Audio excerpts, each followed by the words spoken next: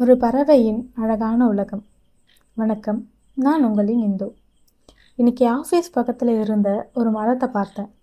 அந்த மரத்தில் ஒரு காக்கா ரொம்ப பொறுமையாக ஒவ்வொரு குச்சியாக எடுத்துகிட்டு வந்து அழகாக கூடு கட்டிகிட்டு இருந்துச்சு.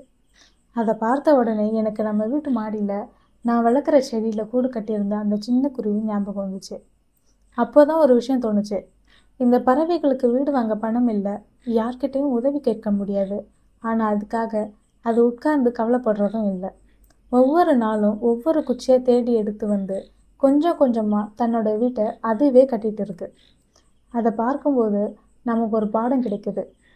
வாழ்க்கை எவ்வளவு கஷ்டமாக இருந்தாலும் கொஞ்சம் கொஞ்சமாக முன்னாடி போயிட்டே இருந்தா ஒரு நாள் நம்ம நினச்ச வாழ்க்கையும் நிச்சயமாக கட்டி முடிச்சிடலாம்.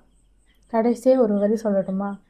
பறவைகள் நமக்கு சொல்லித்தர மிகப்பெரிய பாடம் என்னென்னா, கையில் இருக்கிறத வச்சு மனசில் இருக்கிற நம்பிக்கையோட வாழ்க்கையை கட்ட ஆரம்பித்தா ஒரு நாள் அந்த கூடும் அந்த கனவும் நிச்சயமாக முழுமையடையும்.